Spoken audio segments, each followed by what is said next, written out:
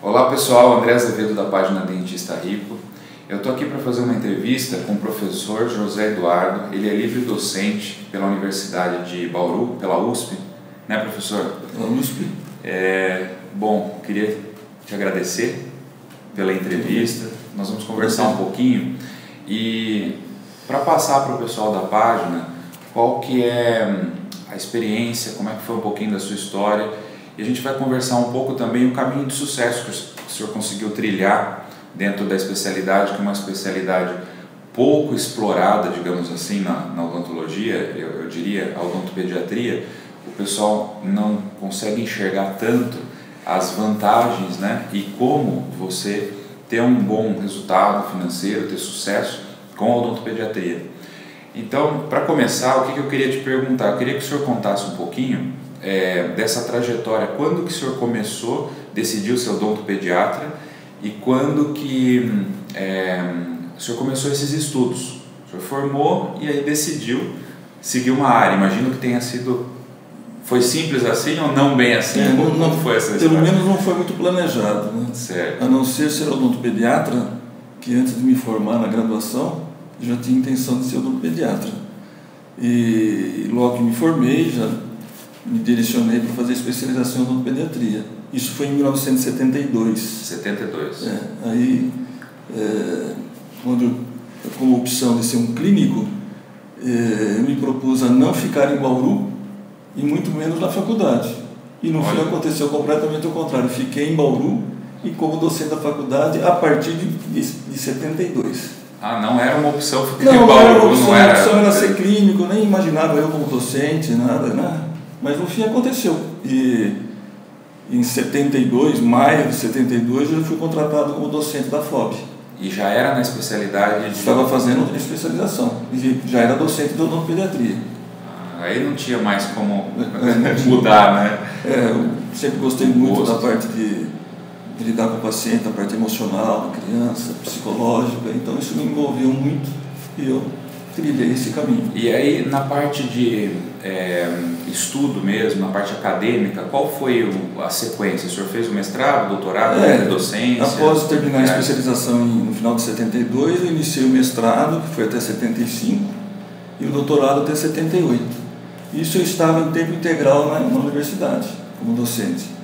Em 78, nós resolvemos sair a tempo parcial, né, e montamos consultório clínico. Foi aí que começou o trabalho. Iniciou a nossa clínica de odontopediatria aqui em Bauru em 78. O senhor atendia convênio? Teve alguma época que chegou a atender ou nunca? Nunca atendi convênio. Nunca precisou atender convênio? Não sei, talvez não é por esse motivo, mas eu nunca atendi convênio, nenhum tipo de convênio. E aí a livre docência o senhor fez em que época?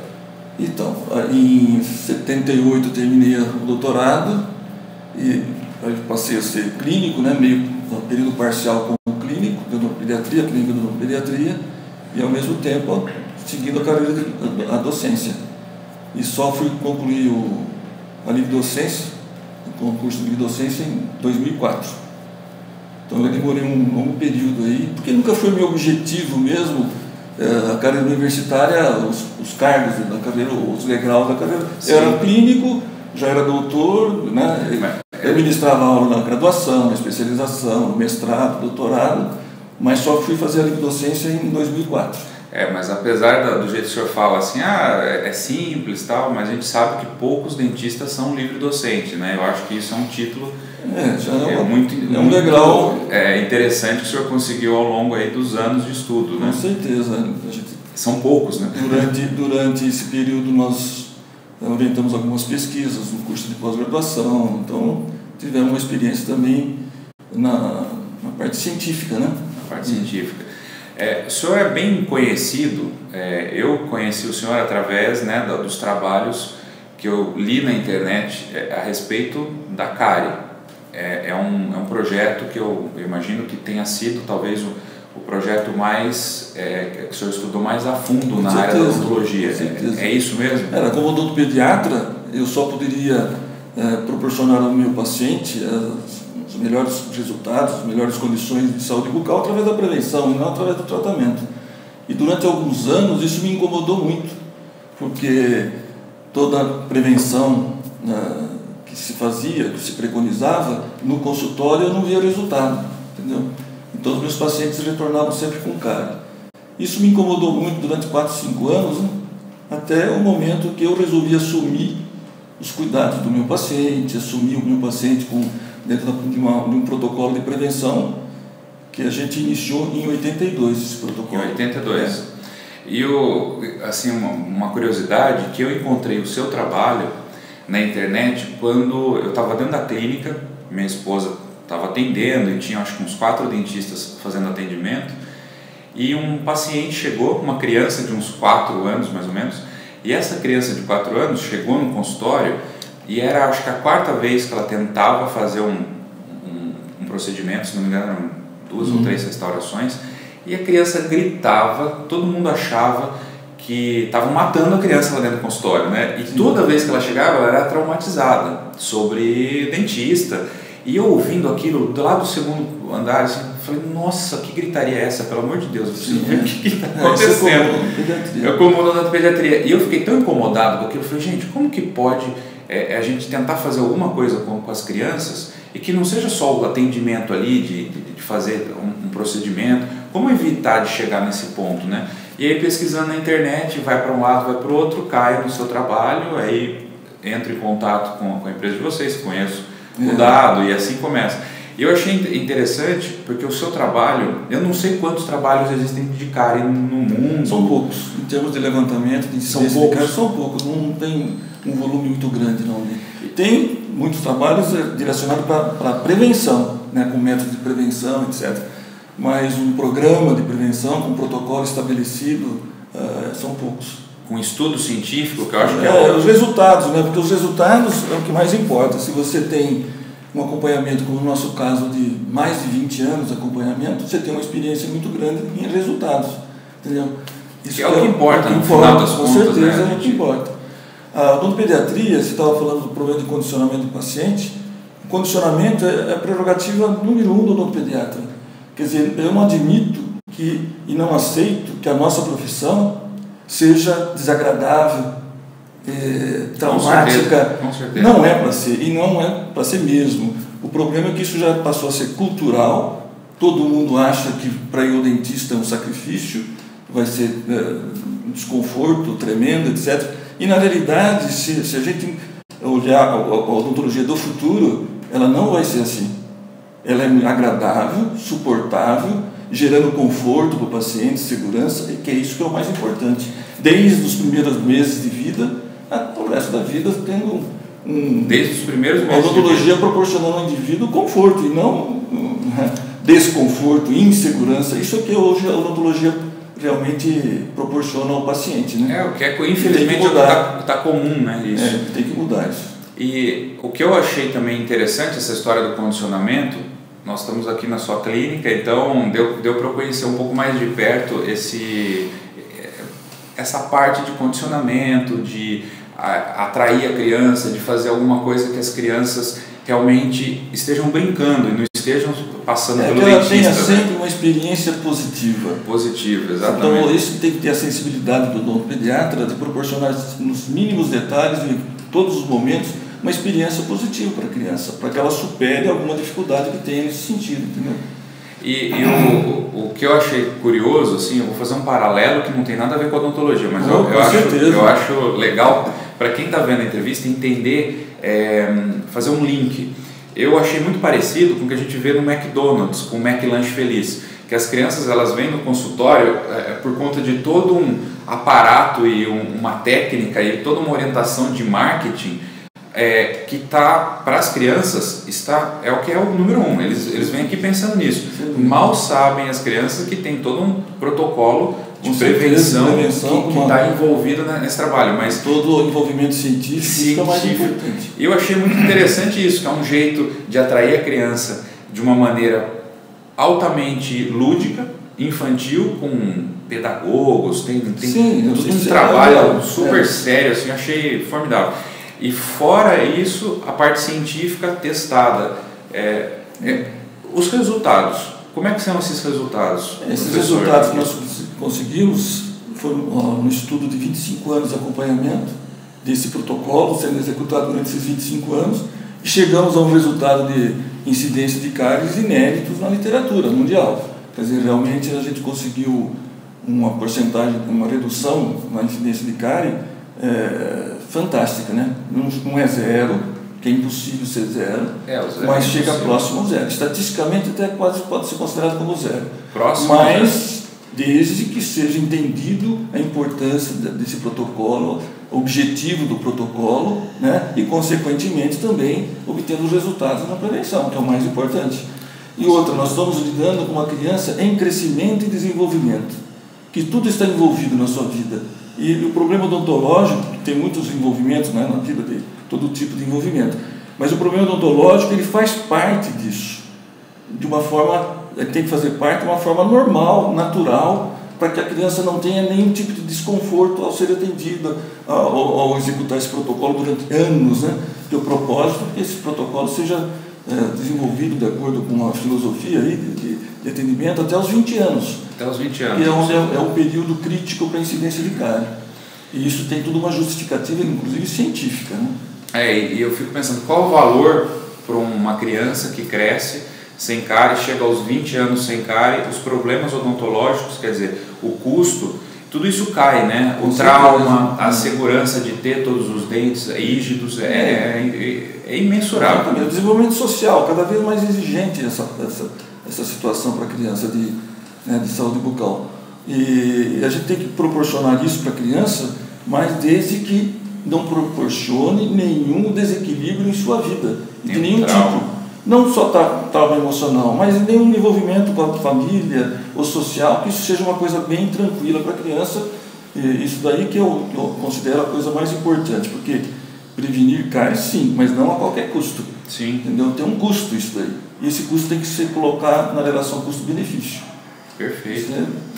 E além disso, eu acho, assim, quando a gente escuta um trabalho, uma experiência dessa, a vontade que dá é da gente colocar letras aqui em inglês, em chinês e fazer com que essa entrevista ande no mundo inteiro, porque uma experiência brasileira em cárie que talvez seja a única no mundo em termos de resultados e desse protocolo de experiência. A gente tem aqui, está aqui em Bauru, né? Está aqui para quem tiver interesse. Exatamente, André.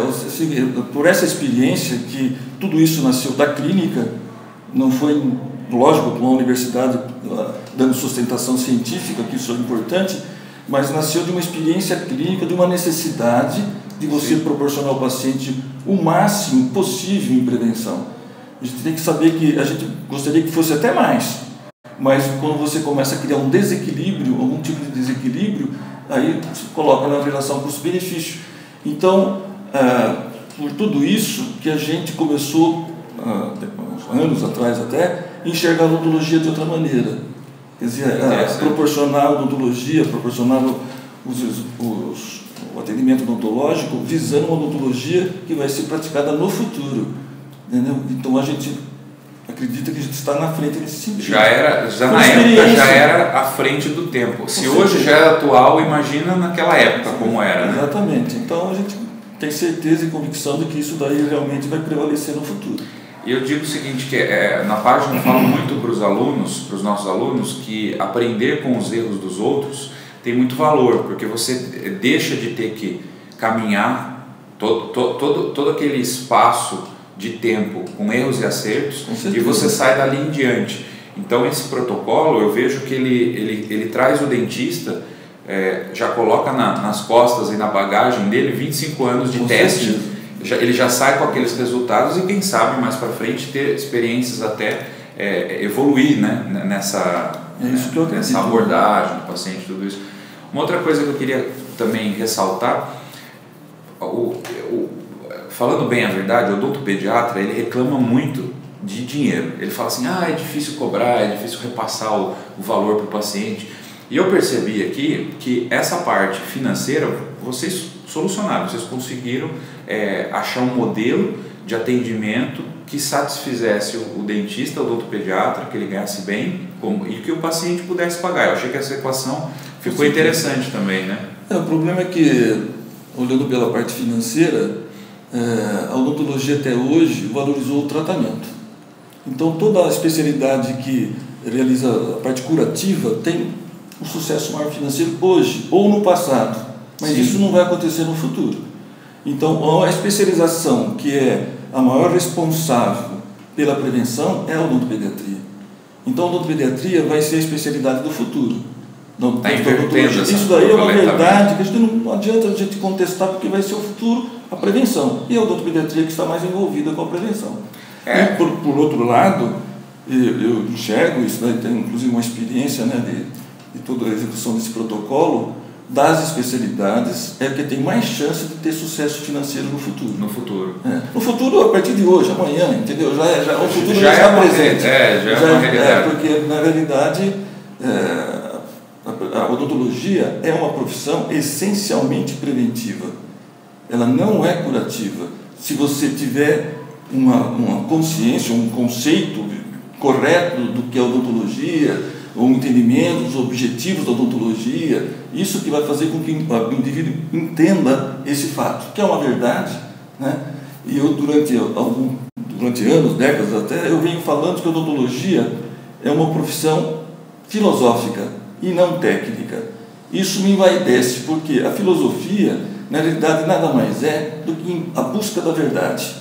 Através de uma filosofia, você busca a verdade. E a gente talvez nunca chegue na verdade verdadeira. Porque nós somos humanos, e as coisas mudam. Mas nós temos que ir em busca da verdade, entendeu? E eu enxergo dessa maneira que a odontopediatria vai ser a especialidade de maior sucesso, tanto financeiro como de resultados no futuro. E eu acho isso fantástico. E você pensar que esse é um estudo que foi feito na prática e não baseado, porque na parte médica a gente tem muitos estudos que a gente fica, de certa forma, a gente tem receio da veracidade dos dados pelo seguinte, tem toda uma indústria para vender algum tipo de medicamento e no caso esse estudo não houve nenhum cunho e nada baseado em produto, em parte em algum enxaguatório bucal, ou um creme dental, não, é simplesmente o trabalho realmente do dentista. O conceito, né, de cárie dentária, o verdadeiro conceito de cárie dentária, entendimento da cárie dentária que a gente realmente entendeu e esse protocolo foi sendo com o tempo explicado e realmente tanto na parte de atendimento, estrutura de atendimento, a viabilidade, quanto na parte científica, entendeu? Então, a gente entende hoje que o máximo que se pode fazer em prevenção é um protocolo desse tipo, de execução, de controle de placa, tudo. Mas precisa entender realmente os objetivos disso daí. A fundo, a filosofia. A fundo. Então, é fantástico. E o senhor acredita, eu acho legal passar para o pessoal assim, o que o senhor vê do futuro da odontologia? O senhor acha que todas as especialidades, independente se ele é um implantodontista, se ele é um endodontista, tanto faz a especialidade, ele consegue estudar esse protocolo e colocar em prática? Isso como dentista, o que eu falo, o protocolo é tão óbvio, é tão claro, tão explicável, tão, né, que às vezes até o leigo entende mais o protocolo do que o próprio dentista, que está muitas vezes já com uma visão mais tendenciosa. Tendenciosa não, a formação científica do indivíduo, ele fica com aquilo na cabeça, né? Tratar a doença e não enxerga, e o leigo, não, mas isso daí é óbvio, faz sentido. É óbvio, eu falei, lógico, óbvio é verdade, né? Se é tão óbvio, até fácil vender, né? Até fácil explicar para o paciente. A gente tem que, não só a aplicação do protocolo, lógico que eu gostaria, se fosse possível, né, fazer mais ainda pelo paciente, mas o que nós estamos fazendo é o máximo possível, e isso eu tenho com toda certeza, porque isso foi experimentado. Então as coisas que eu propus durante esse tempo que não deu certo, porque seria impossível de você praticar no dia a dia, entendeu? Fazer com que o indivíduo fique... Não, esse protocolo ele faz com que o indivíduo seja possível executar no indivíduo sem mudar muito a sua vida. Isso agregando valor cada vez mais, né? Exatamente, né? Isso que é o mais importante. Agora, a experiência... Muito bom. Pelo que eu sei, o senhor está pensando em escrever um livro sobre isso, né? É difícil a gente, talvez eu tenha a intenção, mas se vai conseguir ou não é outro problema. Seria bom, né? Para poder divulgar mais, que outras pessoas consigam entender mais profundamente todo isso. Mais detalhadamente. Né? Mas um livro que eu digo, né, não técnico, mas um livro um pouco mais filosófico, de justificando as coisas, os porquês. Tem umas perguntinhas nesse sentido que é uma resposta para os objetivos filosóficos, né? Por quê, onde, quando, entendeu? São algumas perguntas que você tem que responder para você depois elaborar uma estratégia, né, que seja possível ser executada com os melhores resultados possíveis. O mais importante, André, que a gente falando em saúde, eu não entendo saúde, você como médico, né? Sim. Eu não entendo saúde se você não buscar o equilíbrio biológico, entendeu? Então, se você tiver um objetivo para alcançar qualquer resultado, mas deixando de lado o equilíbrio biológico, interferindo nesse equilíbrio, para mim já não justifica. Então, e hoje em dia, a cárie dentária, como é entendida hoje, que pouca gente entende cárie dentária, o mais importante é você conseguir esses resultados com equilíbrio biológico. Isso daí que é fantástico esse protocolo. Esse equilíbrio biológico está muito na vanguarda. A medicina funcional, que é uma grande novidade que vem surgindo, que também é como se fosse uma evolução ou uma continuidade, uma nova cara da medicina ortomolecular. Ela fala isso, que o tratamento de qualquer tipo de doença, ele é feito através do equilíbrio do organismo. Com tudo, minerais, vitaminas, floras, e não na realidade que você precise tomar remédios necessariamente. Às vezes é necessário, lógico, mas é o equilíbrio biológico. Isso que o senhor fala do equilíbrio biológico há 20, 25 anos, já é algo ultramoderno. Quer dizer, o senhor começou talvez sozinho lá atrás, né? Uma visão diferente, entendeu? Então, isso daí para mim é fantástico, porque a cárie dentária, como ela é entendida hoje, você consegue os melhores resultados, né, buscando o equilíbrio biológico para o paciente. Então, a relação custo-benefício, ela justifica qualquer coisa. Fantástico. Eu sei que o senhor faz um curso que é presencial, e eu aqui fica um convite para o senhor pensar. Eu acho que tem muita gente de longe que teria interesse em fazer um curso desse aí de repente, e a internet está aí. Eu faço um curso online, poxa, é tão fácil, tão simples. Podemos criar coragem aí, de repente você pode filmar para poder passar para o pessoal. É uma sugestão, né? Que tem gente que às vezes não prefere dar presencial. O online, na minha opinião, mais para talvez aguçar a curiosidade do indivíduo. Mas não tem nada como presencial, porque aí ele discute, ele chega a conclusões, ele raciocina nos mínimos detalhes, aí ele fica mais satisfeito. Online, tudo bem, mas aí necessitaria de um tempo muito grande, né? Para fazer. O ideal é que ele realmente participe mesmo. Eu acho que daí, pelos cursos que a gente dá, a gente percebe que o indivíduo vai entrando, vai entendendo aos pouquinhos. Né? Aos pouquinhos. O senhor já dá curso há quanto tempo já? Essa parte de curso já faz muito tempo? Faz tempo. Desde a década de 80 eu dava curso. Né? Agora, eu estou mais disponível agora, é lógico que eu acabei de me aposentar depois de 42 anos como docente da FOG. Então agora eu estou mais tranquilo, né? Está mais se dedicando a isso, né? Descansando na fazenda. Tem alguns objetivos ainda nesse sentido, mas não são como antigamente, né? Que era aquela... Bom, então aguardamos o livro, hein? Quero ver quando que sai esse livro. Se eu tiver tempo, não prometo, que a gente nunca sabe se vai conseguir escrever, se vai ter uma coisa, né? É uma trabalheira. É uma trabalheira, mas é coisa simples também, não tem muito... Meus objetivos são mais filosóficos e não técnicos. Técnicos, né? Maravilha.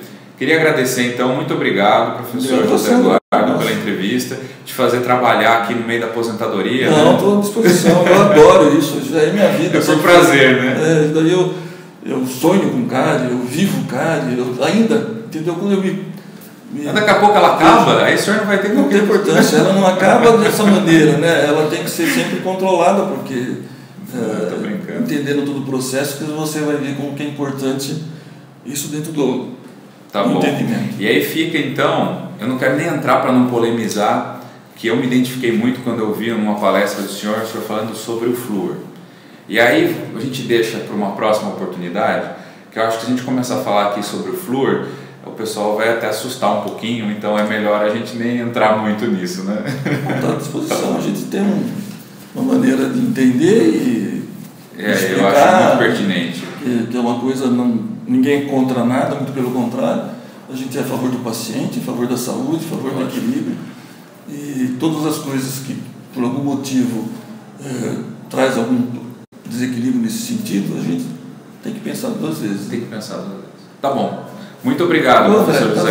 Então, desculpa aí, Dan. Gente, até mais então. Muito obrigado pela audiência e até o próximo vídeo ou até a próxima entrevista. Até mais. Obrigado.